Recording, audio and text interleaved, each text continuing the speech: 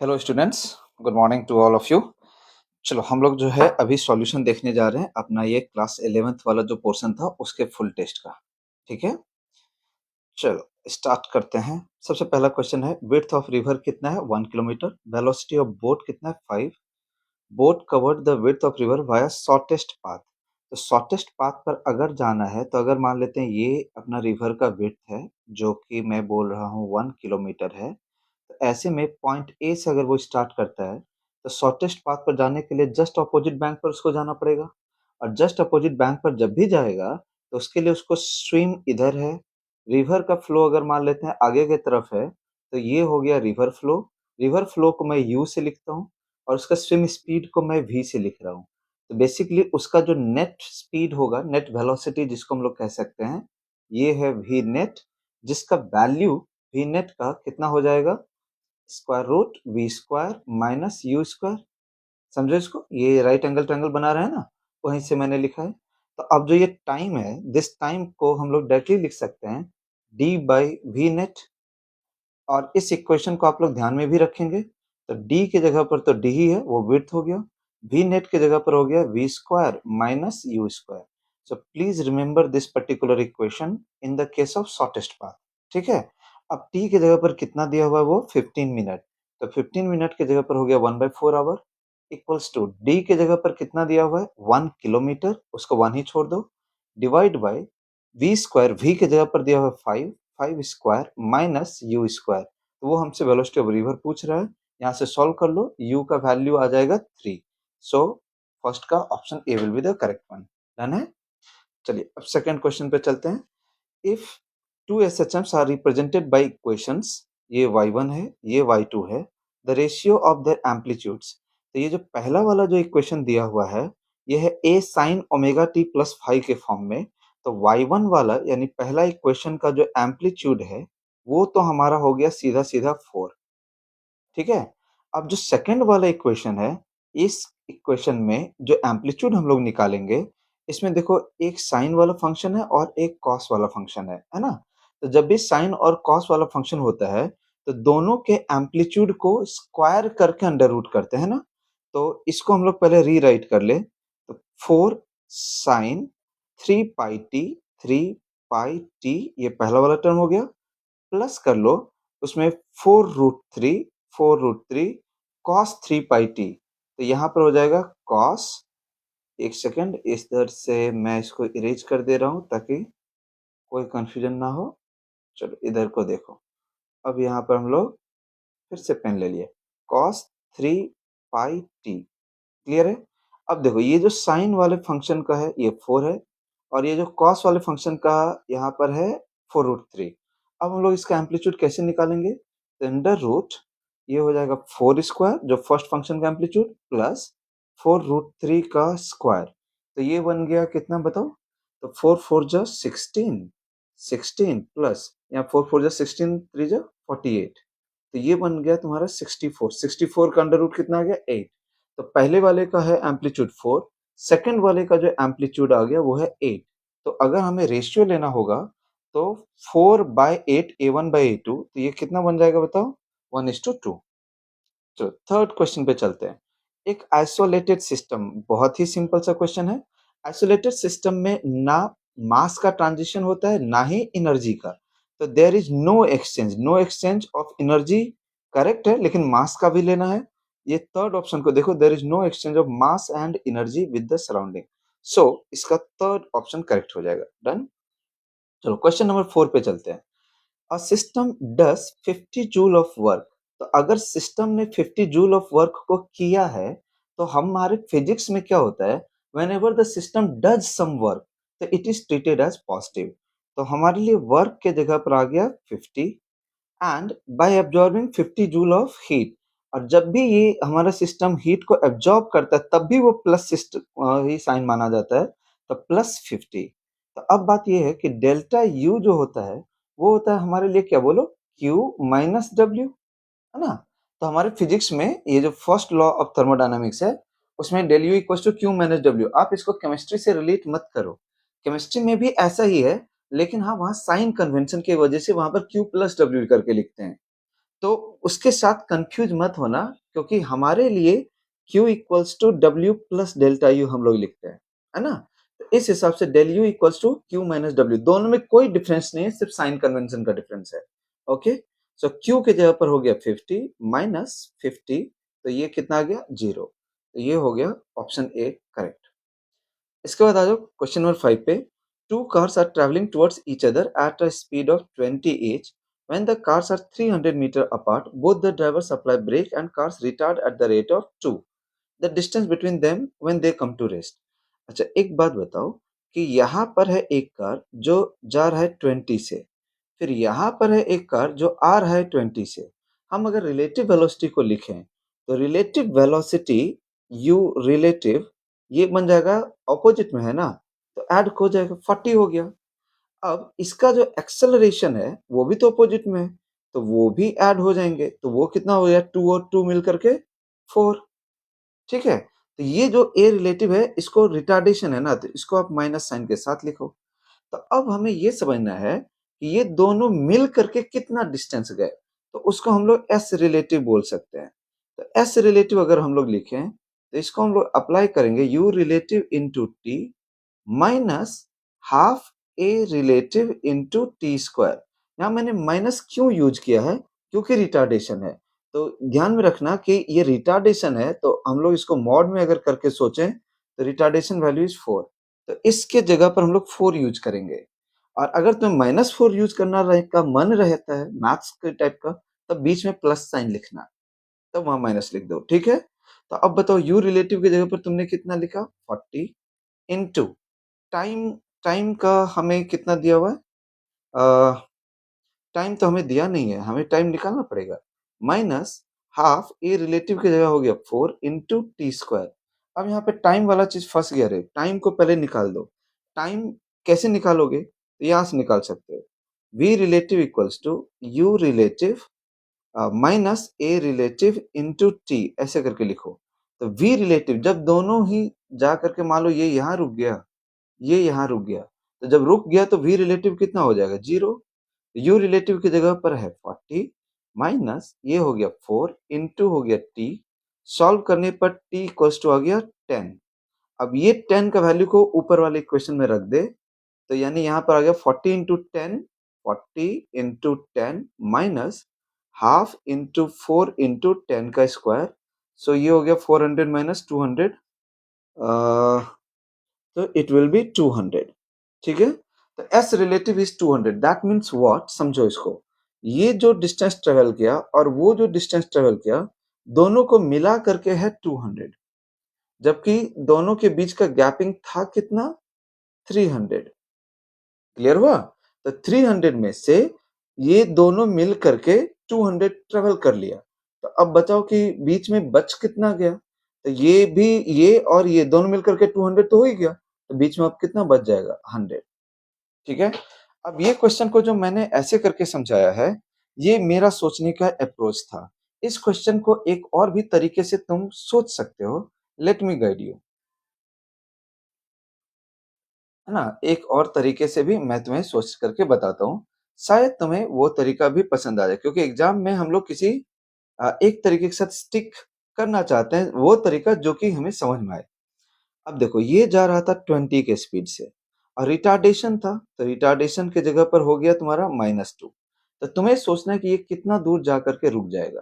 पहले ऐसे करके समझो, तो पहले v equals to U minus 80 लिख दे, v की जगह 0, u की जगह हो गया 20 -2 इंटू टी, यहाँ से t की जगह पर आ गया 10। समझ में आ गया, ये 10 सेकंड में ये रुक जाएगा। अब 10 सेकंड में ये जो पहला गाड़ी ये कितना दूर गया, तो s equals to U T plus half A T square होता है ना, तो यू टी रिटार्डेशन है इसीलिए माइनस साइन पहले मैं लिख रहा हूँ, तो u की जगह पर है 20, t की जगह पर है 10 माइनस हाफ इंटू 2 इंटू 10 का स्क्वायर, तो ये 2 2 खत्म, तो यानी ये हो गया 100। अब सोच कि ये अगर 100 मीटर जा करके रुक गया, ये समझना ये 100 मीटर जा करके रुका, वैसे ही जो दूसरा वाला कार था वो भी तब तो 100 मीटर आकर के रुक जाएगा, ये भी 100 मीटर, क्योंकि सेम ही उसका भी कंडीशन था, 20 वाला स्पीड सेम रिटार्डेशन। अब बीच का गैपिंग था कितना उसका, तो 300। अब 300 में से 100 ये चल गया, 100 ये चल गया, 100 दोनों कवर कर चुका है, तो बीच का गैपिंग अब कितना बच जाएगा? तो यहाँ पर बीच का और 100 बच जाएगा। तो ये भी एक अप्रोच है जो कि सिंपल भी है ना? तो हम लोग इससे भी जा सकते हैं। मुझे वो पहले वाले में यू रिलेटिव वाला ज़्यादा पहले स्ट्राइक कर गया, इसलिए मैंने तुम्हें उस तरीके से बता दिया। क्लियर? चलो नेक्स्ट क्वेश्चन पे मूव करता हूँ। Train A is moving along train A is moving along two parallel rail tracks.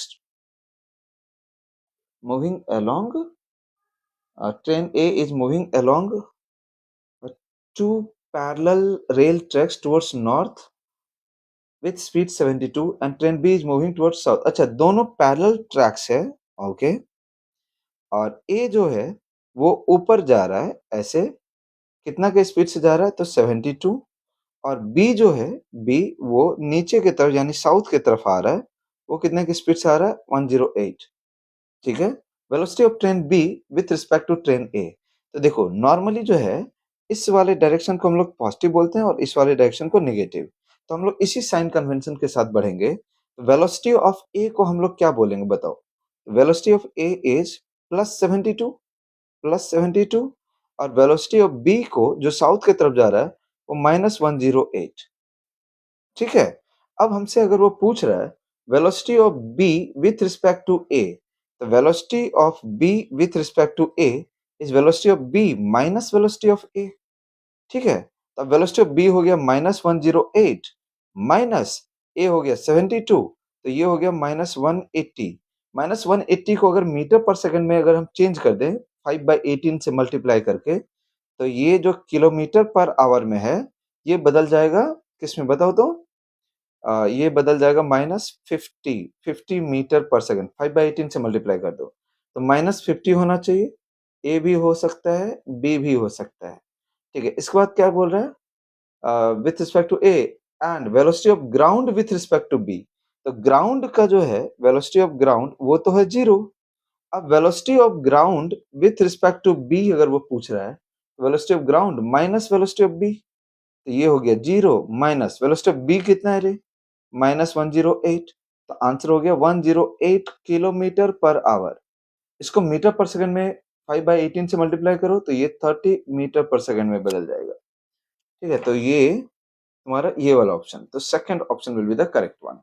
ठीक है, ओके। सेवेंथ में द ट्रेजेक्ट्री हमके दिया हुआ है ये वाला, X and Y are measured in metre, maximum height attained by the projectile will be. तो y इज इक्वल्स टू, इसमें से x को अगर मैं कॉमन ले लूं तो 1 माइनस एक्स बाई 20। ठीक है, यहां से हमें समझ में आ रहा है कि x का कॉफिशिएंट जो है वो 1 है, मतलब tan थीटा के जगह पर 1 है, हेंस थीटा के जगह पर 45 डिग्री है। दूसरा ये वाला देखो x बाय r, तो r के जगह पर ये कितना दिया हुआ है 20।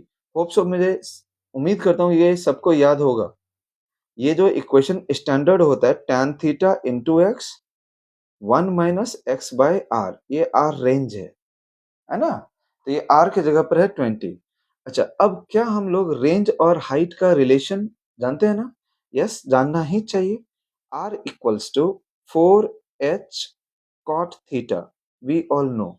हमसे वो h पूछ रहा है, ये मैक्सिमम हाइट, तो h इक्वल्स टू कितना हो जाएगा बोलो तो? r by 4 cot theta. r के जगह पर है 20/4 into cot 45 degree. Cot 45 degree का वैल्यू होता है 1, तो ये आंसर आ गया तुम्हारा 5। तो 5 सेवेंथ का ऑप्शन कौन सा हो जाएगा? डी। ठीक है,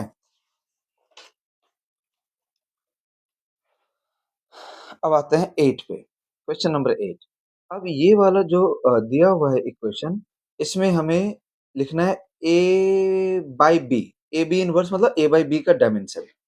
तो पहले ऐसे सोचो कि P का और A बाई वी स्क्वायर का, तो P का dimension is same as A by we square का डायमेंशन। गेटिंग ना? क्योंकि सेम डायमेंशन के क्वांटिटीज को ही हम ऐड या सब्सट्रैक्ट कर सकते हैं। तो इस हिसाब से हेंस A का जो डायमेंशन है वो P इंटू वी स्क्वायर के डायमेंशन के बराबर हो जाएगा। मल्टीप्लाई कर दिया ना ये इधर ला करके, समझ में आ गया ना? P A by we square, क्योंकि ये दोनों एडिशन में है तो p का और a बाई वी स्क्वायर का डायमेंशन सेम। होप सो सब कुछ समझ में आ गया। अब यहाँ पर देखो v माइनस बी है। अब v माइनस बी में भी देखो, जो v का डायमेंशन है वही तो b का भी डायमेंशन होगा। क्लियर है? ओके। अब जो तुमसे पूछ रहा है उसको लिखो a बाई बी। तो a बाई बी का डायमेंशन तुमसे पूछा है, A B inverse. A B inverse का मतलब होता है a बाई बी। तो a बाई बी का अगर डायमेंशन पूछ रहा है तो a का डायमेंशन पहले लिख देते हैं। ये हो गया p into V square. b का डायमेंशन लिख देता हूँ v। ये v खत्म। तो ये बन गया p इंटू वी। अब pv जो होता है ये वर्क डन का एक फॉर्मेट है pv। pv is equivalent to work. तो वर्क का तब तो एनर्जी के जैसा हो गया। तो ml2 t माइनस टू। समझ में आ रहा है ये? It is equivalent to what? Work. तो इसका कौन सा हो जाना चाहिए? तो ऑप्शन ए। क्लियर हुआ सबको? ओके। अभी अब हम लोग नेक्स्ट क्वेश्चन पे मूव करते हैं। क्वेश्चन नंबर, थोड़ा सा स्पेस यहाँ पे बनाना जरूरी है। क्वेश्चन नंबर 9 पे एक चाइल्ड है, stands on the edge of a cliff 10 meter above the ground and throws stone horizontally with a initial speed of 5। तो वो उसने 5 के स्पीड से, 5 मीटर पर सेकंड के स्पीड से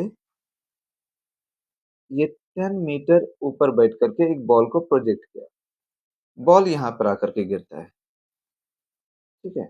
वो पूछ रहा है इस पॉइंट पर इसका स्पीड कितना होगा। तो यहाँ पर अगर स्पीड निकालना है तो डायरेक्टली प्लीज इसको भी ध्यान में रखिए ना आप लोग, you square plus two ji H. सीधा सीधा, इसमें कुछ करना ही नहीं है। u की जगह पर है 5, 5 स्क्वायर प्लस 2, g की जगह है 10, h की जगह पर है 10। प्लीज सॉल्व इट, कहीं कुछ नहीं है ना। 200 प्लस 25, 225 का रूट यानी 15। चलिए क्वेश्चन नंबर 10 पे मैं चलता हूँ। The heat generated in a circuit is given by q equals to I square R T.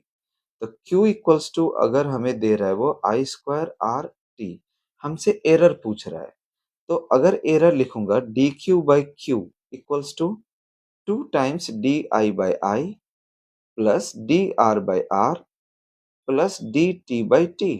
अब देखो आई में कितना का एरर है? आई में है एरर 2% का, तो हम परसेंटेज में ही हम बात करें 2 into two plus 1 plus time का एरर भी है 1, यानी ये हो गया 6। तो सीधा सीधा ये परसेंटेज में आंसर दे देगा। ठीक है, तो ये हो गया 6%। Okay. All surfaces shown in figure are assumed to be frictionless and pulley and the stringer light. Expression of the mass 2 kg each. अब ये वाला जो क्वेश्चन है ना, ये मैकेनिक्स का बहुत ही स्टैंडर्ड क्वेश्चन है। स्टैंडर्ड क्वेश्चन है, आपको इसे ध्यान से करना चाहिए। ये अच्छा क्वेश्चन में से एक है। अब देखो 4 kg अगर हम लोग मान लेते हैं कि ये नीचे आता है, तो ऑब्वियस है कि 2 kg ऊपर की तरफ जाएगा। करेक्ट है ना? अब बात यहाँ पर ये है कि क्या 4 केजी और 2 केजी का एक्सेलरेशन वैल्यू सेम होगा? क्या सेम होगा? बहुत जरूरी है समझना। तो अगर जैसे उसने एक्सेलरेशन ऑफ ब्लॉक 2 केजी ही पूछा है, अगर मैंने इसको मान लो A1 लिख दिया, इसको मान लो A2 लिख दिया, तो क्या A1 और A2 का वैल्यू सेम है? तो आंसर इज नो, सेम नहीं है। तो यहाँ पर अगर टेंशन T है, तो ऑब्वियसली यहाँ पर टेंशन T है, यहाँ पर T है, यहाँ पर 2T है। क्लियर हुआ? अब ये जो टेंशन टूटी, ये ये डायग्राम को भी थोड़ा सा रेक्टिफाई करना चाहिए हमें। ये ऐसे करके ट्रीट करो इसको। ठीक है, ऐसे करके समझो, तो फिर आपको परेशान नहीं करेगा। तो टी टी यहाँ पर नीचे में क्या हो गया? 2t। अब यहाँ पे पहले टेंशन कांस्टेंट को लगा करके रिलेशन बनाओ। तो t यहाँ पर है, t into A1, t into A1, और यहाँ पर 2t ऊपर है और A2 नीचे है, तो minus 2t into A2। Tension constant सबको याद होगा, इक्वल टू क्या हो गया? 0। तो यहाँ पर हो गया t into A1 equals to 2t into A2। t को काट दो, सो A1 इक्वल्स टू 2A2। ये एक रिलेशन है, it is a single relation. ये इक्वेशन 1। अब 4 केजी वाले पे इक्वेशन ऑफ मोशन लिखो। तो 4 केजी पर ये देखो 4g तो नीचे लगेगा और 2t ऊपर, तो इसका इक्वेशन बनाएंगे हम लोग 4g minus 2t equals to 4 into a2। ये अपना इक्वेशन नंबर 2 हो गया। अब 2 kg पर इक्वेशन बनाओ, तो t माइनस ये जो यहाँ पर भी समझो फिर से, ये मैं थोड़ा कलर यहाँ बदल रहा हूँ, है ना? यहाँ देखो ये t लग गया और यहाँ जो इस डायरेक्शन में लगेगा वो होगा 2g sin 30। समझ आ रहा है? तो वहां पे इक्वेशन हम बनाएंगे t minus 2g sin 30 equal to 2 into a1। तो ये अपने लिए इक्वेशन थर्ड बन गया। अब ये तीनों इक्वेशन को हमें सॉल्व करना है और निकालना है a1 का वैल्यू। ठीक है? तो अब देखो ये जो इक्वेशन नंबर 2 और 3 है, तो इक्वेशन नंबर 3 को क्या करो कि तुम यहाँ पर 2 से मल्टीप्लाई कर दो। 2 से मल्टीप्लाई कर दो और फिर 2 और 3 को ऐड करो। तो इक्वेशन 2 और 3 को ऐड करेंगे तो यहाँ पर माइनस 2t है, यहाँ प्लस 2t बनेगा और वो कैंसिल हो जाएगा। तो इक्वेशन तब क्या बना? फिर से एक बार करके देखते हैं, मेरे साथ मैथ्स को समझना। इक्वेशन 2 वाला ये 4g को मैंने लिख दिया। अब इक्वेशन 3 में से क्योंकि माइनस 2t और ये प्लस ये वाला टर्म कैंसिल हो जाएगा, तो इसलिए उसको नहीं लिख रहा हूँ। तो अगला वाला जो टर्म आएगा वो होगा माइनस 2 इंटू 2g यानी हो गया 4g। मैथ्स को समझते रहना, गलत नहीं होना चाहिए। साइन 30 इक्वल्स टू इक्वेशन 2 का है 4a2 प्लस ये 2 से मल्टीप्लाई हो गया तो ये भी हो गया 4a1। ठीक है? 4g माइनस 4g साइन 30 यानी 4g minus 4g into 1/2 equals to, अब ये जो 2a2 का वैल्यू है a1, तो यहाँ 4a2 है तो 4a2 की जगह पर हो गया 2a1। तो 2a1 प्लस 4a2 हो गया। अब यहाँ पर देखो 2 से ये गया 2 टाइम्स, तो 4g माइनस 2g बच गया 2g इक्वल्स टू 6a2। तो a2 कितना हो जाएगा? तो 2g बाई 6 यानी हो गया g बाई 3। g बाई 3 को देख लो। यस, तो ये एक स्टैंडर्ड क्वेश्चन से तुम इसको समझ सकते हो। Please go through this question once again. Okay, चलो अब फिर से हम नेक्स्ट क्वेश्चन पे जाते हैं। Force acting on the body, अगर ये v दिया हुआ है तो फोर्स के लिए हम लोगों के पास होता है मास इनटू एक्सेलरेशन। अब एक्सेलरेशन नहीं दिया है तो एक्सेलरेशन के जगह पर तुम क्या क्या सब लिख सकते हो, समझो इसको। एक्सेलरेशन का एक इक्वेशन हो सकता है dv बाई dt, दूसरा हो सकता है एक्सेलरेशन का v into dv by dx। अब मुझे बताओ कि ऊपर वाला लगाएंगे या नीचे वाला लगाएंगे, यही पे सोचना है। तो यहाँ पर v जो है वो x के फंक्शन में है, तो x वाला लगाओ, x वाला लगाओ। समझ में आया? मतलब ये वाला नीचे वाला लगाओ। तो अब बताओ मुझे फोर्स की जगह पर क्या आ जाएगा? तो m इंटू a की जगह पर आ गया v dv बाई dx। अब बस यहाँ पर m का वैल्यू रखना है 500 ग्राम। तो 500 ग्राम को केजी में बदल लो, 500 बाई 1000। ठीक है, इंटू v की जगह पर जो दिया हुआ है 10 रूट x रख दो, इंटू dv बाई dx। अब उसको डिफ्रेंशिएट करना तो तुम आता है, तुम सबको आता है ना। तो 10 रूट x का 10 तो बाहर ही रहेगा, रूट x का हो जाएगा 1/2 रूट x। ठीक है? अब ये रूट x काट दो और 2 से ये 10 टाइम्स मतलब 5 टाइम्स, सॉरी 2 से 5 टाइम्स गया, ये 500 से ये 2 टाइम्स चला गया, इस 2 से ये 10 अगेन 5 टाइम्स गया, तो 5 5 जा कितना हो गया ये 25। तो 25 न्यूटन हो जाएगा। ठीक है, तो क्वेश्चन नंबर 12 भी हो गया। क्वेश्चन नंबर 13 को समझो। क्वेश्चन नंबर 13 में थोड़ा सा कंट्रोवर्सी तुम्हारे दिमाग में बनेगा, बट ध्यान से समझने पर लगेगा ठीक ही है। कह रहा a force that restores a elastic body of unit area to its original state. तो रीस्टोरिंग फोर्स के बारे में बात कर रहा है। Restoring force per unit area के बारे में बात कर रहा है। Restoring force is definitely the internal force and restoring force per unit area is definitely stress. तो ए का सीधा सीधा बिना कोई दिमाग में डाउट लिए 3 पे चले जाओ। ठीक है, ए का 3 के साथ। अब बात है, अब बाकी को मिलाने में थोड़ा बहुत प्रॉब्लम आएगा। तो ए का 3 के साथ में देखो कहाँ कहाँ पर है। तो ए का 3 यहाँ पर है, ए का 3 यहाँ पर है। पहले इसको चुन लिया। अब two equal and opposite forces parallel to opposite faces. तो इक्वल एंड अपोजिट फेसेस है, अपोजिट फोर्सेस वो भी पैरेलल टू अपोजिट फेस। तो पैरेलल टू अपोजिट फेस में कैसे हम लोग जाएंगे बताओ? तो अगर ये कभी भी है, एक फ़ोर्स इधर, एक फ़ोर्स इधर, पैरेलल है फेस के, तो ये किस तरह का स्ट्रेस को इसमें जनरेट करेगा?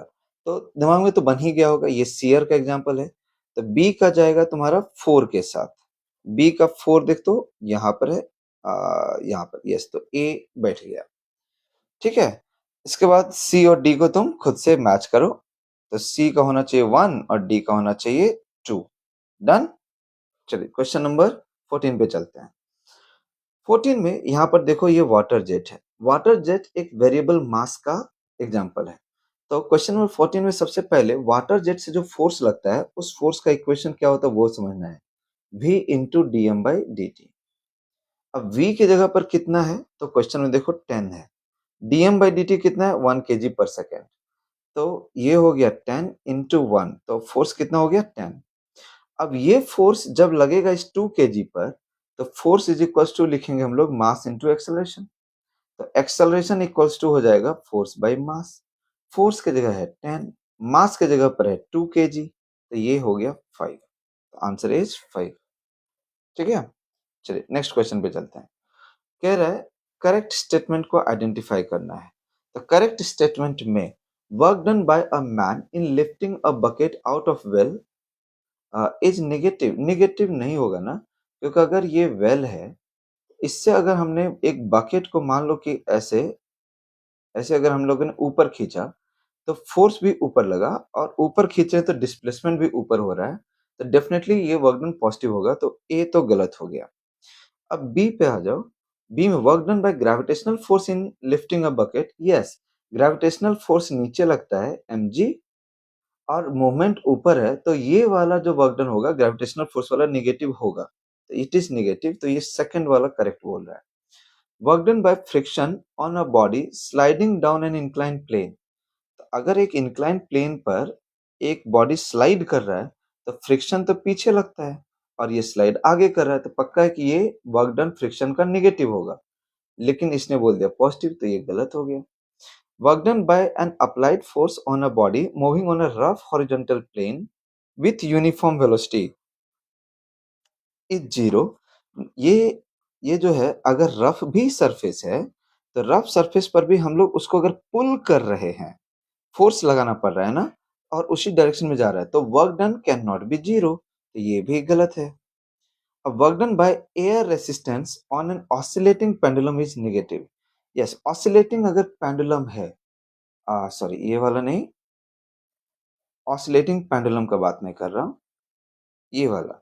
तो जब ये ऑसिलेट कर रहा होगा, तो हमेशा ही एयर का जो फोर्स होता है वो इसके मोशन के ऑपोजिट में लगेगा। एयर एयर क्या है, फ्रिक्शन है ना, तो एयर फ्रिक्शन ऑपोजिट में लगेगा, और ये राइट जा रहा होगा। तो ये जो कह रहा है ये negative, it is entirely correct.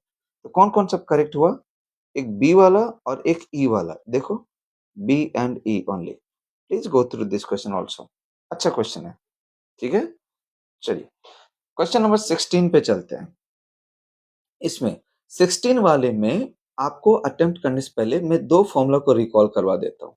कभी भी अगर एक सॉलिड दो लिक्विड के बीच में है, जैसे यहाँ पर एक सॉलिड है ना, ये दो लिक्विड के बीच में है, तो ऐसे में अगर वो कभी भी रो ऑफ सॉलिड ऑब्जेक्ट पूछ ले, तो उसके लिए सीधा सीधा है rho one we one plus rho two v two by v one plus v two. Please आप लोग याद रखेंगे इसको, इस फॉर्मूले को, ये फॉर्मूला है। क्यों वो वहां पे अटका पड़ा है ना, उसका अगर कॉन्सेप्ट जानना है, तो हम लोग कहेंगे कि ये जो ब्लॉक है उसका जो mg है, it is getting balanced by two buoyancy forces. अगर नीचे वाला लिक्विड को 1 और ऊपर वाले लिक्विड को 2 मैं बोल रहा हूँ, तो नीचे से लगेगा रो वन वी वन जी, और ऊपर से लगेगा रो टू वी टू जी, और ये टोटल का टोटल क्या हो जाएगा, बैलेंस। समझ में बात आ रहा है? तो M G equals to rho one we one G plus rho, इसी से हम लोग सबका सब फॉर्मूला निकालते हैं। तो एक फॉर्मूला तो ये याद करना है आपको। दूसरा, अगर मान लेते हैं कि इधर नीचे वाले लिक्विड में वॉल्यूम V1 है, ऊपर वाले लिक्विड में V2 है। अगर आपको V1 बाय V2 पूछ ले, कभी भी अगर ऐसा पूछ ले रेशियो V1 बाय V2, तो हम लोग कैसे करके ये वाला फॉर्मूला को भी बनाएंगे। तो दैट फॉर्मूला ऑल्सो, ये एग्जाम में आप करने जाओगे ना, तो आपको टाइम लगेगा, तो आपको ये भी फॉर्मूला ध्यान में रखना है। ठीक है? तो आपको क्या करना है भाई? तो अगर हमें V1 by V2 लिखना है, तो V1 by V2 के लिए अ V1 by V2 करने के लिए ये जो सॉलिड है और जो लिक्विड है, दोनों का डेंसिटी का डिफरेंस, ठीक है? दोनों के लिक्विड का सॉरी सॉलिड और लिक्विड का डेंसिटी का डिफरेंस मैं अगर यहाँ पर बना लूँ एक फॉर्मूला टाइप से, तो रो V1 रो V1 रो माइनस रो 1, एक सेकंड, तो यहाँ बन जाएगा हमारा द रिलेशन रो 1 जो नीचे वाला लिक्विड है, ठीक है? जो नीचे वाला लिक्विड है वो rho 1 minus rho of solid divide by rho of solid minus rho 2। Please इसको आप लोग थोड़ा सा ध्यान में रखिएगा। ओके, मैं इसको अप्लाई करके भी समझाता हूँ। यहाँ पर देखो, आपको दो लिक्विड दिया है, ये है रो 1 और ये है रो 2। इसका जो डेंसिटी है, मान लेते हैं ये स्पेसिफिक ग्रेविटी के टर्म्स में लिखता हूँ, ये 1 है और इसका जो है वो है 0.8 और जो सॉलिड है उसका जो है वो है 0.9। समझना इसको, मैंने तुम्हें बोला कि ये जो नीचे वाला वॉल्यूम है वो V1 है और ऊपर वाला वॉल्यूम क्या है, V2। तो V1 by V2 हमें लिखना है ना? ध्यान से देखो, V1 by V2, तो V1 नीचे है ना, तो तुम्हें ये रो 1 वाला डेंसिटी लेना है 1 माइनस ये सॉलिड का डेंसिटी है 0.9, ठीक है? 1 माइनस 0.9 ध्यान में रहेगा। अब फिर V2 जहां पर लिखना है, तो V2 ऊपर वाला वॉल्यूम है ना, तो ऊपर वाले में भी दोनों का डेंसिटी डिफरेंस, दोनों का जो बड़ा है उसमें से कम वाले को, यानी 0.9 माइनस 0.8। क्या दिमाग में बात बैठा? अगर हमें नीचे वाला वॉल्यूम पहले लिखना है V1, फिर से मैं एक बार और लिख करके दिखाता हूं तुम्हें, V1 by V2, ये देखो ये नीचे में ये है 1 और इसका डेंसिटी क्या है 0.9, तो दोनों का डेंसिटी डिफरेंस तो कितना होगा 1 और 0.9 का डिफरेंस, तो 1 माइनस 0.9। तुम ऊपर वाला फॉर्मूला मत देखो, और फिर ऊपर में भी अगर यहाँ पर भी लिखना है तो वहां पर भी ये दोनों का, ये ऑब्जेक्ट और लिक्विड का डेंसिटी डिफरेंस, यानी 0.9 माइनस 0.8, ठीक है? तो अब बन गया 0.1 बाय 0.1, तो ये 1। तो प्लीज ये वाला क्वेश्चन के ये आंसर के साथ इसको ध्यान में रख लो, ठीक है? चलो, एक हाइड्रोलिक ऑटोमोबाइल है, मैं थोड़ा सा इसको इरेज कर लूं।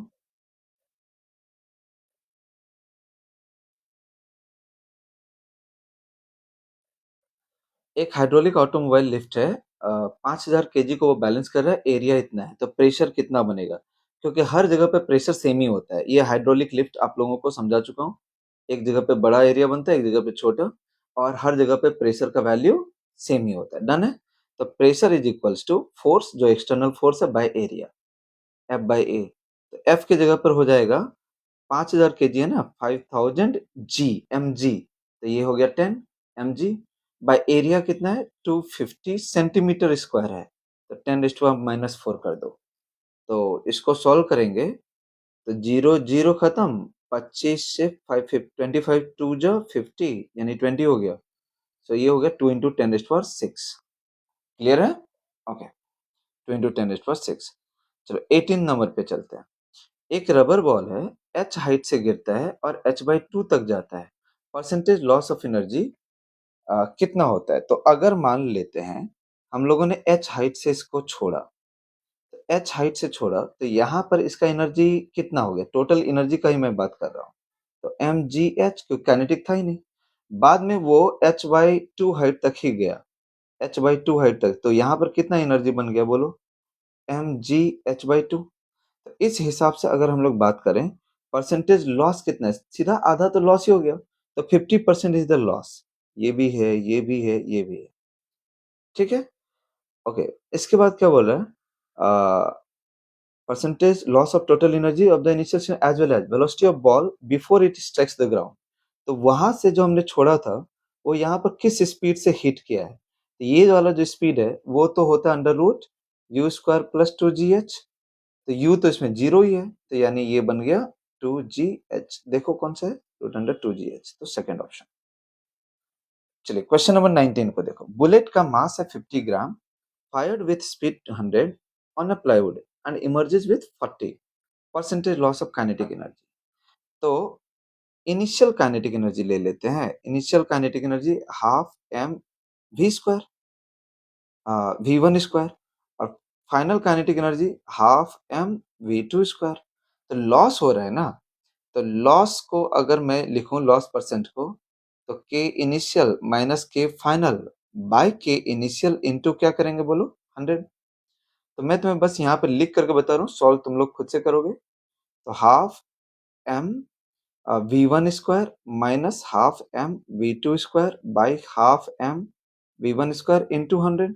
ये हाफ एम को कॉमन लेकर के काट दे, तो वी वन स्क्वायर कितना बन गया, 100 का square, minus V two square बन गया 40 का स्क्वायर बाई 100 का स्क्वायर इंटू 100। तो इसको सॉल्व कर, ये आ रहा है 84% के आसपास आएगा।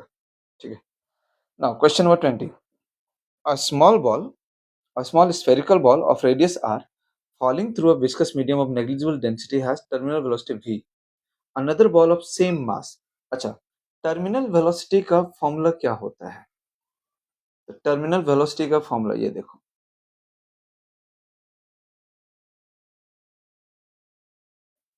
टर्मिनल वेलोसिटी का फॉर्मूला तुम लोग मुझे बताओगे? तो terminal velocity is vt equals to 2 by 9 eta r square g rho s minus rho l, ये होता है ना? यस। तो इसमें उसने मास का हेल्प लिया है, सेम मास बोल करके रखा है। तो यहाँ पर हम लोग क्या करते हैं, आर को चेंज कर देते हैं। तो मास जो होता है ना, वो डेंसिटी इंटू वॉल्यूम। तो डेंसिटी इंटू वॉल्यूम की जगह पर 4/3 पाई आर क्यूब होता है। Am I clear?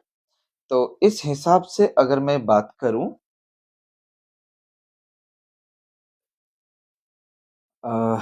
एक सेकेंड, उसने क्या बोला है, रेडियस को उसने डबल कर दिया। तो मैं टर्मिनल वेलोसिटी को यहाँ पे लिख रहा हूँ directly proportional to R square. पहले ये वाले रिलेशन को देख लो, ठीक है। फिर यहाँ पर हम क्या लिखने वाले हैं कि आर, ये जो है, ये इसको आर स्क्वायर है ना, इसको आर क्यूब बाय आर लिख दूं, कोई दिक्कत है? एक आर तो कैंसिल ही हो गया, और आर क्यूब के जगह पर मैं एम लिख देता हूँ क्योंकि प्रोपोर्शनैलिटी है। तो proportional to M by R. बताओ, ये समझ में कुछ आया? सिंपल है। अब terminal velocity m by R, उसने बोला मास सेम है, बस रेडियस को डबल कर दिया। तो मास अगर सेम है और रेडियस को डबल करेंगे तो टर्मिनल वेलोसिटी तो आधा होना ही है ना। तो ये सिंपली क्या बन जाएगा, v/2। तो यहाँ पर ये जो मैथमेटिकल चेंजेस है, इसको थोड़ा ध्यान से देखो और फिर आगे नेक्स्ट क्वेश्चन पे बढ़ो, ठीक है। 21 पे आ जाओ। A body is moving unidirectionally under the influence of a constant power source. Its displacement. Please ये क्वेश्चन को आप एग्जाम में नहीं कर पाएंगे, तो ध्यान में रखिए। v अगर पूछते तो v directly proportional to root T, और s अगर पूछे तो directly proportional to T raised power 3/2, जब जब पावर क्या होता है, कांस्टेंट। तो ये क्लास में भी बहुत बार कर चुके हो आप लोग। डन है? चलिए 22 पे आते हैं। 22 में कह रहा है फ्रिक्शन तो है नहीं, तो एक बॉल को यहाँ से छोड़ा, वो यहाँ पर क्यू को आकर के हिट करता है। तो क्यू को आकर के हिट करेगा तो पहले उसका स्पीड निकाल दो। जब वो वहां से यहाँ तक आएगा तो उसका स्पीड निकाल दो। तो फ्रिक्शन तो है नहीं, तो work done equals to final kinetic energy minus initial kinetic energy, तो जीरो ही है। तो इस प्रोसेस में वर्क तो सिर्फ और सिर्फ ग्रेविटी ही करेगा।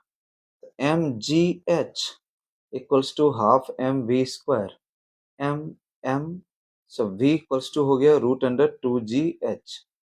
तो ये हो गया 2, g के जगह पर हो गया 10, h के जगह पर कितना है रे, ये रेडियस है ना, तो ये भी 20 हो जाएगा। तो इस हिसाब से v आ गया हमारा 20 मीटर पर सेकेंड। ठीक।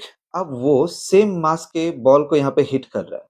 याद है आप लोगों को, अगर ये मान लो m मास का है, ये जा रहा है 20 से, यहाँ से ऊपर से नीचे आने के बाद, अब ये यहाँ पर जो है सेम मास को अगर हिट करता है, तो कॉलिजन में क्या होता है, अगर मास सेम होता है तो वेलोसिटी इंटरचेंज कर जाता है। तो इसका वेलोसिटी उसको मिल जाएगा और उसका वेलोसिटी इसको मिल जाएगा। मतलब क्यू जो है वो 20 से 20 ही आ रहा था ना, ओहो 20 सेंटीमीटर है। 20/100 लिखना पड़ेगा, मतलब यहाँ पे बाई 10 करना पड़ेगा, 00, यानी ये 2 मीटर पर सेकंड से आएगा। तो यस, तो ये 2 का वेलोसिटी उसको मिल जाएगा, तो आंसर मस्ट बी 2, 22 का। ठीक है, चलिए 23 को देखते हैं। Two blocks of mass 10 KG and 30 KG. यहाँ पर है 10 केजी, यहाँ पर है 30 केजी। हमने 10 केजी को कितना से मूव कर दिया? The block 10 KG moved by 6 centimetre. अगर ये यहाँ से आगे 6 सेंटीमीटर से चला गया तो कह रहा है 30 केजी को कितना मूव करना पड़ेगा, तो ऑब्वियसली इसके तरफ मूव करना पड़ेगा, तो भी सेंटर ऑफ मास सेम ही जगह पर रहेगा। तो ये मान लेते हैं d डिस्टेंस से मूव किया, तो इसका सीधा सीधा थ्योरी है m1 d1 should be equal to m2 d2। तो m1 हो गया 10, d1 हो गया 6, m2 हो गया 30, d2 हमें निकालना है। तो d2 के जगह पर हो गया 10 6 60/30, कितना 2। तो 2 टूवर्ड्स 2 सेंटीमीटर अवे ना 2 सेंटीमीटर टूवर्ड्स, ये थर्ड ऑप्शन। ठीक है, क्वेश्चन नंबर 24 को देखो। Fundamental frequency of closed organ pipe. तो क्लोज्ड ऑर्गन पाइप का फंडामेंटल फ्रीक्वेंसी होता है V/4L। ठीक है, V/4L is same as first overtone frequency of an open pipe. उसका होता है 2 फर्स्ट ओवरटोन ना, तो मतलब सेकेंड हार्मोनिक, तो 2V/2L। यहाँ L1 कर देते हैं और यहाँ L2 कर देते हैं। ठीक है, if the length of open pipe is 50, तो ये दोनों इक्वल थे, तो V/4L1 equals to 2V/2 into 50। Speed of sound में कोई फर्क पड़ेगा नहीं, इसलिए V भी काट सकते हो, 2 और 2 भी काट सकते हो। तो L1 कितना हो गया? L1 हो जाएगा 50/4, यानी ये हो जाएगा 12.5। Clear, good. चलो नेक्स्ट क्वेश्चन पे चलते हैं। A body A of mass m while falling vertically downward, वो ब्रेक कर गया। अगर ऑटोमेटिकली ये ब्रेक करता है, यानी it is the case of explosion. Explosion में हमेशा ही मोमेंटम कंजर्व रहता है, मोमेंटम विल रिमेन कंजर्व्ड। अगर मोमेंटम कंजर्व्ड है तो मतलब सेंटर ऑफ मास पोजीशन, जैसे वो गिर रहा था ना, तो अगर ये टूट भी जाए ये मास, तो एक मास इधर गिरने लगेगा, एक मास इधर गिरने, लेकिन सेंटर ऑफ मास इसी लाइन पे गिरता रहेगा। तो centre of mass does not shift. Clear है? चले 25 के बाद 26 पे आते हैं। ये तो डायरेक्ट हो गया। Moment of inertia of a solid sphere about any tangent line. तो पहले बताओ कि अगर सॉलिड स्फीयर का अबाउट डायमीटर अगर मैं बात करता हूँ, तो ये आता है 2/5 mr²। तो अगर टेंजेंट लाइन के अबाउट अबाउट अगर मालूम करें, तो ये इसमें पैरेलल एक्सिस थ्योरम को यूज करो, तो ये हो जाएगा 2/5 mr²। ये तो ICOM हो गया, प्लस md², यानी mr²। तो ये हो जाएगा 7/5 mr²। कोई है देख तो, ए का जाना चाहिए 2 के साथ, ए का जाना चाहिए 2 के साथ, ये दो जगह पर क्यों है? चलिए, ऐसे moment of inertia of hollow sphere about any tangent. Hollow sphere का भी अगर मैं बात करूं तो सिमिलर सही है, इसके अबाउट होता है 2/3 mr²। फिर टेंजेंट के अबाउट अगर जाएंगे तो फिर से पैरेलल एक्सिस थ्योरम लगाएंगे, तो 2/3 mr² प्लस mr², तो ये हो जाएगा 5/3 mr²। कोई है क्या? यस, बी का होगा 1, बी का होगा 1, बैड लक ही है यार। सी को देखते हैं। Point of inertia of circular ring about its diameter. Circular ring है, उसका सेंटर ऑफ मास एक्सिस का अबाउट होता है mr² और डायमीटर का अबाउट होता है mr²/2। तो सी का होना चाहिए 4, सी का होना चाहिए 4, है ना? सी का 4 किसमें? इसमें है। यस, पहला option correct. 27 moment of inertia of a square plate. एक स्क्वायर प्लेट है of side L about the axis passing through one of its corner and perpendicular to the plane of square plate is given by। तो इसमें हम लोग क्या करेंगे? तो पहले इसके सेंटर ऑफ मास के अबाउट हमें पता होना चाहिए। सेंटर ऑफ मास का अबाउट कितना होता है बोलो? ICOM ml²/6। अब सेंटर ऑफ मास के अबाउट जब पता है, तो अब उसका ये देखो पैरेलल एक्सिस थ्योरम को लगाना है अगर, तो ये वाला शिफ्टिंग निकालना पड़ेगा, यानी ये डिस्टेंस d। तो d इक्वल्स टू हो जाता है, स्क्वायर है ना, LL, तो डायमीटर, इसका डायमीटर कह रहे हैं, हाँ ये हो जाएगा, क्या बोलते हैं रे इसको, जो भी बोलते हैं तो ये हो जाएगा √2L, √2L का आधा यानी √2L/2, यानी ये हो गया L/√2। ओके, तो अब ये इस पॉइंट का अबाउट अगर निकालना है तो I इक्वल्स टू होना चाहिए ICOM प्लस MD²। ICOM हो गया ML²/6 plus M into L/√2 का whole square, just add them. ये कितना आ जाएगा, ML²/6 प्लस ये आ जाएगा 2ML²/3। ओके, चलो 28 को देखो। 28 पर जाने से पहले इसको खत्म कर लेते हैं।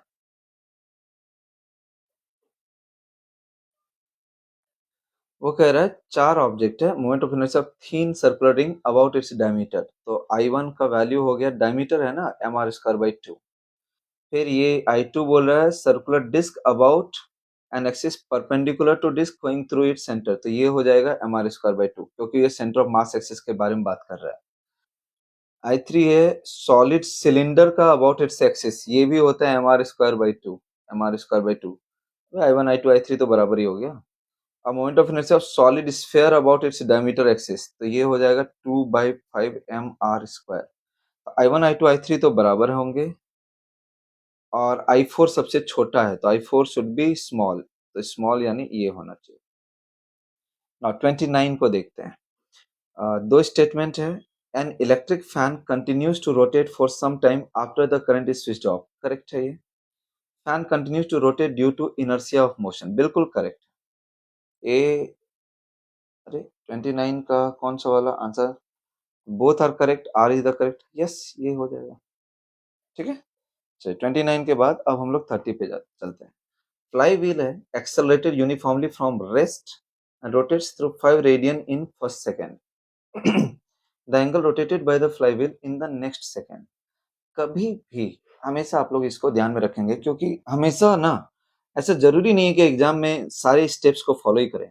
अगर कांस्टेंट एक्सेलरेशन का केस हो, कांस्टेंट एक्सेलरेशन का केस हो, इनिशियल वेलोसिटी 0 हो, तो पहला सेकंड में अगर ये s डिस्टेंस गया है पहला सेकंड में, तो दूसरा सेकंड में ये 3s डिस्टेंस जाएगा, तीसरा सेकंड में ये 5s डिस्टेंस जाएगा, तभी 1:3:5 का ये रेशियो बनाता है।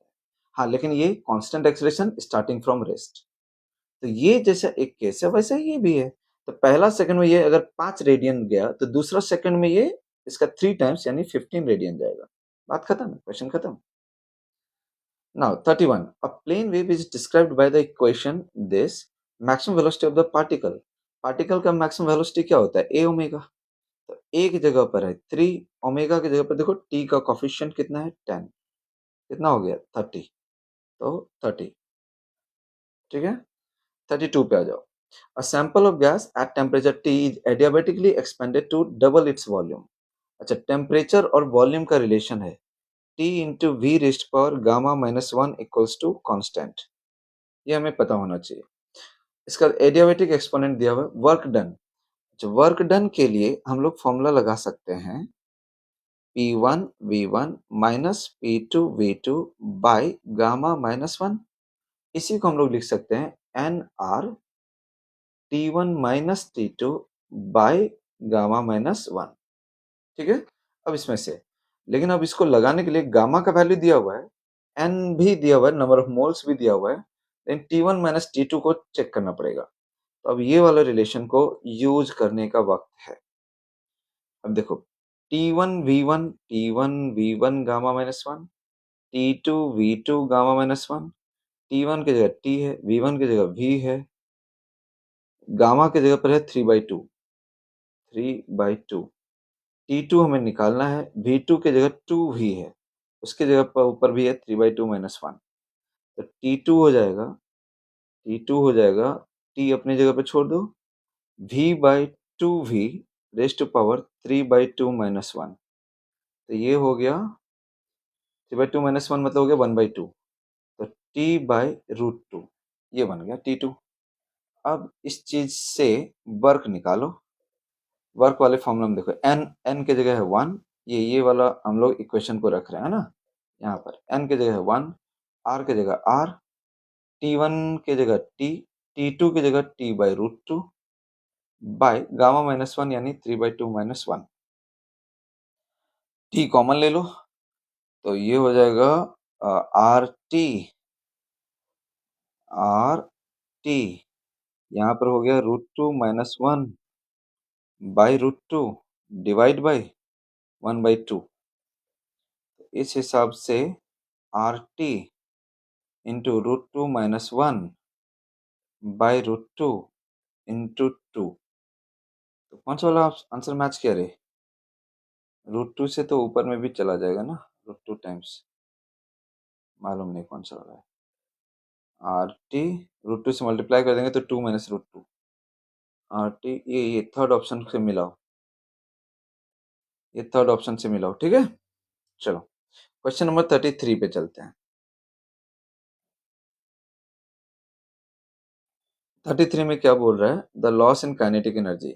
तो the loss in kinetic energy को करने के लिए आपको डायरेक्टली एक इक्वेशन मालूम होना चाहिए। ये सब हटा देता हूं। कभी भी अगर लॉस पूछ ले तो इसमें हाफ इनटू, जैसे कि मान लो कि कॉलिजन ही है, तो कॉलिजन में भी जब भी दो मास टकराता है, वो अगर परफेक्ट इलास्टिक कॉलिजन नहीं है तो काइनेटिक एनर्जी का लॉस होता है। तो उसमें जो है हम लोग जो है एक मास डिफेक्ट का कॉन्सेप्ट लगाते हैं, ठीक है। तो हम लोग उसमें लॉस का डायरेक्टली इक्वेशन लिखते हैं, half m1m2 by m1 plus m2 into v1 minus v2 का होल स्क्वायर। डायरेक्टली ये निकल करके आएगा। यही सेम इसमें भी आता है, half i1 i2 by i1 plus i2 into omega 1 minus omega 2 का whole square. Please remember this, कहीं और कुछ करना ही नहीं है। ये मैच करो तो कौन सा वाला आ रहा है? Option C. बड़ा इजी सा क्वेश्चन है, बड़ा इजी सा फॉर्मूला, डायरेक्ट फॉर्मूला पूछ रहा है। कभी भी लॉस अगर पूछ ले तो आप डायरेक्टली इसको यूज कर सकते हो, ठीक है।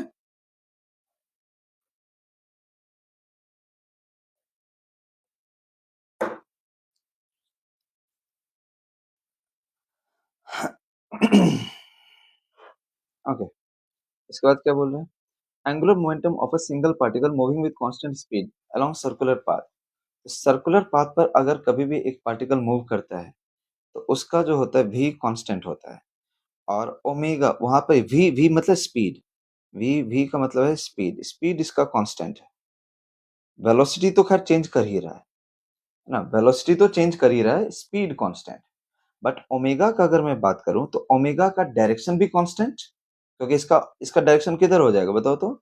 ये अपवर्ड। अगर ऐसे करके ये घूम रहा है, राइट हैंड को यूज करो और रेस्ट फिंगर्स को कर्ल करो ऐसे करके।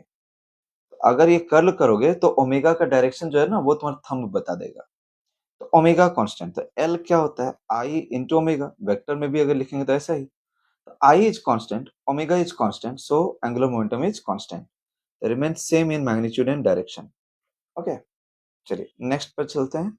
ये प्रेशर वर्सेस टेम्परेचर का कर्व दिया हुआ है, तो पहले हम लोग P V equals to n R T लिख लें, फिर हम लोग इसको डेंसिटी के टर्म्स में एक्सप्रेस कर लेते हैं। P equals to N by V ना, तो N by V R T. I am sure आप लोगों को ये सब पता हो।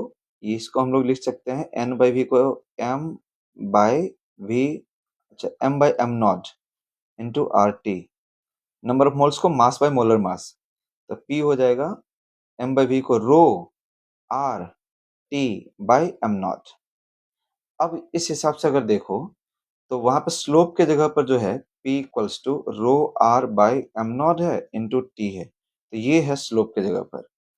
तो slope is directly proportional to rho, तो रो जिसका ज्यादा है उसका स्लोप ज्यादा है, तो रो वन इज ग्रेटर, तो रो वन इज ग्रेटर, ऐसा। चलो 36 पे चलते हैं। एक सिंपल हार्मोनिक मोशन है और न्यू एनर्जी, अच्छा है, क्या किया है चेंज उसने? The total mechanical energy of the system is E if mass of oscillating particle is doubled. Okay, energy का इक्वेशन होता है हाफ एम ओमेगा स्क्वायर ए स्क्वायर। हम में से बहुत लोग एम को डबल करके एनर्जी डबल किए होंगे, I am sure. Half M omega square की जगह पर होता है K by M into A square, और ये एम खत्म हो जाता है स्प्रिंग मास सिस्टम में, तो ये बेसिकली बन जाता है हाफ के ए स्क्वायर। तो इससे ये मास पर डिपेंड नहीं करता, इसलिए टोटल एनर्जी अब भी कितना रहेगा, यही रहेगा। समझा? चलो 37। अच्छा, 90 केजी बॉडी है प्लेस्ड एट 2 आर डिस्टेंस। चलिए, अभी मुझे अगर वहां पे ग्रेविटेशनल पुल देखना है, तो ग्रेविटेशनल पुल जो होता है यानी फोर्स, उसी को तो mg लिखते हैं, तो यहाँ पर हम लोग लिखेंगे mg इफेक्टिव। तो m इंटू जी इफेक्टिव कहने का मतलब हो गया g at height h। m into g at height h का वैल्यू क्या होता है, g by 1 plus h by r का होल स्क्वायर। सिंपल है। तो m कितना है बताओ, 90, इंटू जी का वैल्यू 10 बाई 1 प्लस एच की जगह पर है 2r बाई आर का होल स्क्वायर। आर आर खत्म, 1 प्लस 2 हो गया 3, 3 का स्क्वायर हो गया 9। तो 90 इंटू 10 बाई 9, 9 10 जा, तो यानी ये आंसर हो गया 100। 100, ठीक है। चलिए क्वेश्चन नंबर 38 पे चलते हैं। उसने बोला है कि एक का है 9, एक का है 11, तो बताओ बीट कितने का हुआ। 9 माइनस 11, 2 हर्ट्ज का। 2 हर्ट्ज कहने का मतलब क्या होता है, 2 साइकिल पर सेकेंड। एक सेकंड में 2 साइकिल तुम्हें इस चारों में जिसमें बनते हुए दिख जाए वही आंसर है। एक सेकंड में 2 साइकिल बनना चाहिए। तो यहाँ पर देखो, ये एक, इसी को ये दोबारा रिपीट किया, तो पहला ऑप्शन ही करेक्ट हो जाएगा। 38 के बाद 39 पर आ जाओ। 39 planet A and B, M1 and M2, angular momentum. Yes, ये जो क्वेश्चन है ना, ये क्वेश्चन थोड़ा सा डिफिकल्ट है आप लोगों के लिए, तो इसके स्टेप्स को तो मैं नहीं सिखा रहा हूँ आपको, आप समझो। इसमें आपको क्या समझ करके रखना है कि ये जो टाइम पीरियड होता है, प्लीज इसको, इस इक्वेशन को आप लोग याद करेंगे सबके सब। टाइम पीरियड जो होता है it is directly proportional to L by M के पावर 3। इसका डेरिवेशन जो है हम लोग जो है एग्जाम के बाद आप हमसे पूछिए, हम आपको सिखाएंगे, बट पहले आप इसको याद कर लीजिए। ठीक है, time period of a planet around sun, या फिर time period of a satellite around a planet, तो t directly proportional to L by m पे पावर 3। बहुत लोगों को ये मालूम नहीं होगा। ठीक है, तो अब इस हिसाब से आप देखो, t one by t two ये हो जाएगा l one by l two into m two by m one पे पावर 3। अब l one by l two दिया हुआ है l by 3 l into m two by m one की जगह m two by m one ही रहेगा by power 3। तो एल एल खत्म, 1/3 पे पावर 3 यानी 1/27, m2 बाई m1 पे पावर हो गया 3, 1/27। यस, ठीक है। चलिए क्वेश्चन नंबर 40। अगर मान लेते हैं पोटेंशियल उसने बोला है सरफेस पर कितना है v, तो अगर पोटेंशियल सरफेस पर v है, तो सेंटर पर, ये एक सॉलिड स्फीयर को एज्यूम करो, तो ये डायरेक्ट कॉन्सेप्ट है कि सेंटर पर सरफेस के कंपैरिजन में 3/2 टाइम्स हो जाता है, 3v/2। तो कौन सा वाला आंसर हो जाएगा, सेकंड। 41 पर आ जाओ। स्केप वेलोसिटी जो है प्लैनेट ए का है 12। ठीक है, तो किसी दूसरे प्लैनेट के रिस्पेक्ट में जिसका डेंसिटी 4 टाइम्स है और रेडियस इज हाफ। तो अभी अब यहाँ पे समझो, स्केप वेलोसिटी का इक्वेशन क्या होता है, तो ये होता है रूट अंडर 2gm/r। करेक्ट है। थोड़ा सा इसको डेंसिटी के टर्म्स में एक्सप्रेस कर लो, रूट अंडर 2g, मास को हम लोग लिख सकते हैं density into volume, rho into 4/3 pi are cube by क्या हो जाएगा आर। तो इस हिसाब से एक आर को कट कर दो, ऊपर में आर स्क्वायर बचेगा। तो हमें जो निकल कर आया v escape directly proportional to root under rho r square. ठीक है, क्या आप लोग इसको ध्यान में रख पाएंगे? अगर ये ध्यान में रख लेंगे तो आपका आंसर भी आ जाएगा, है ना। तो अब बताओ v1/v2, v1/v2 अगर मैं करूं, तो यहाँ पर क्या बनेगा, root under rho one, rho one r one square by rho two r two square. बताइए रो वन के जगह पर मैं क्या ले लूं, तो रो वन के जगह पर ले लो ना रो, आर वन के जगह पे आर, बाय रो टू के जगह पर 4 टाइम्स वो बोल रहा है ना, तो 4 रो, और रेडियस के जगह पर बोल रहा है r/2, तो यानी r² बाई 4। ये 4 खत्म, रो खत्म, आर स्क्वायर खत्म, तो यानी ये बन गया 1। तो V1 by V2 equals to 1। V1 है तुम्हारा 12, तो V2 भी क्या हो जाएगा 12। तो ये भी क्वेश्चन अच्छा क्वेश्चन में से एक है। आपको जो अभी वाला ये बताया 39 भी अच्छे में से एक है। ठीक है, चलिए 42 पे आ जाइए। 42 में वर्क डन पूछ रहा है। इस क्वेश्चन से इजी क्वेश्चन तो पूरे पेपर में कुछ नहीं हो सकता। इसका एरिया निकाल दो सिंपल। तो एरिया एरिया मैं नहीं बताऊंगा, किसी हालत पर खून पी जाऊंगा अगर किसी का गलत हुआ। ठीक है, कितना आ जाएगा जी इसका एरिया? ये है 1, ये है 5, ये हो गया 4, ये है 6, ये है 1, ये हो गया 5। एरिया हो गया वो हाफ इंटू 4 इंटू 5, यानी 10। 10 10 10 10। 43. A body is placed on a rough inclined plane of inclination theta as the angle theta is increased from 0 to 90. तो देखो, जब भी हम लोग ये इंक्लिनेशन एंगल को इंक्रीज करते हैं और यहाँ पर अगर एक ऑब्जेक्ट को रखें, तो ये जब तक एंगल ऑफ रिपोज पे नहीं पहुंचता, अगर ये थीटा जो है less than equal to angle of repose है, टिल दैट नॉर्मल फोर्स जो होता है, मतलब contact force, sorry normal force, यानी हम बात कर रहे हैं नॉर्मल फोर्स का नहीं बल्कि कांटेक्ट फोर्स का। तो contact force is the resultant of normal force and friction force. तो नॉर्मल और फ्रिक्शन का जो रिजल्टेंट है वो है कांटेक्ट फोर्स, आर हम लोग इसको कहते हैं। तो आर जो होता है वो होता है कांस्टेंट। तुम इस चीज को प्रूव भी कर सकते हो, क्योंकि आर जो होता है वो under root n square plus f square के बराबर होता है। यहाँ एन होता है एम जी कॉस थीटा, है ना, प्लस ये एफ, चूंकि ये मूव नहीं कर रहा है इसलिए एफ जो है एम जी साइन थीटा के बराबर होगा, एम जी साइन थीटा का स्क्वायर। तो ये एम जी ही बन जाता है। ठीक है, but if this angle becomes more than angle of repose, angle of repose से अगर ज्यादा हो जाए तब फिर ऐसे में ये कांटेक्ट फोर्स घटता है। तो first remains constant then decreases. ये बहुत ही बढ़िया क्वेश्चन में से एक है। ये पूरा पेपर में मुझे कई सारे क्वेश्चन ऐसे मिले हैं जो कि आपके लिए बहुत अच्छा है। ठीक है, तो अगर more than angle of repose होगा तब कांटेक्ट फोर्स घटने लगेगा। क्यों? क्योंकि तब नॉर्मल फोर्स घटने लगता है। ठीक है, चलिए 44। ये कह रहा है ये जो हाइट है 2, ये जो हाइट है वो है 8, तो डिफरेंस कितना का हो गया 6। ठीक है, तो यहाँ का प्रेशर और यहाँ का प्रेशर सेम, और जो दोनों जगह प्रेशर होगा वही गैस का भी प्रेशर होगा। तो यहाँ का प्रेशर तो एटमॉस्फेरिक हो गया, यहाँ का P मान लेते हैं। तो P equals to p naught plus rho g h. P naught के जगह पर है 1.01 इंटू 10⁵ प्लस रो के जगह पर मरकरी है ना 13,600, जी की जगह पर 10, एच के जगह पर कितना का, ये दोनों पॉइंट के बीच का गैपिंग हो गया 6, तो 6/100। सीधा सीधा इसको ही, है ना, सॉल्व कर लेना है। 6 6 जा 36, 6 3 जा 18 प्लस 3 21, 6 1 जा 6 प्लस कितना आ जाएगा रे, प्लस 2 8। और ये जो 2 जीरो है ये 2 जीरो खत्म ही हो गया, यहाँ पर 8160, तो यानी 1.01 इंटू 10⁵ प्लस 0.08 अगर लिख दूं इंटू 10⁵ हो जाएगा, यानी ये 1.09 इंटू 10⁵ बनेगा, 1.09। यस, ये वाला। Okay, now let's move to the last question.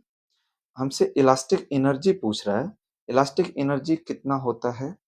तो half into stress into strain into volume, correct है। तो हम लोग इसको ऐसे भी लिख सकते हैं, half into stress into strain को stress by y Young's modulus into volume v. चलो रख देते हैं वैल्यूज। तो हाफ, आओ, हाँ हाँ, नहीं बस ये लास्ट क्वेश्चन है।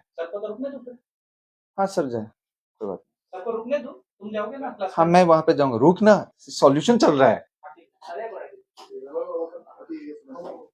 Sigma square by y into v, half into m g by a का whole square by y into volume की जगह पर हो गया ए इंटू एल। बस इसको सॉल्व कर लेना है। तो mg का होल स्क्वायर ऊपर बचेगा 2y² इंटू al। एक खत्म भी हो गया। किसी से मैच किया कि नहीं रे? 2ya। मुझे तो किसी से मैच भी करता है। सेकंड ऑप्शन से देख तो भाई, सेकंड ऑप्शन से मुझे लग रहा है सेकंड ऑप्शन से मैच करेगा। ठीक है, सो ये अपना सॉल्यूशन था। चलिए, थैंक यू। अगर कुछ दिक्कत रह जाता है तो डायरेक्टली आकर के मुझसे मिल लो। Okay, all the best for the next.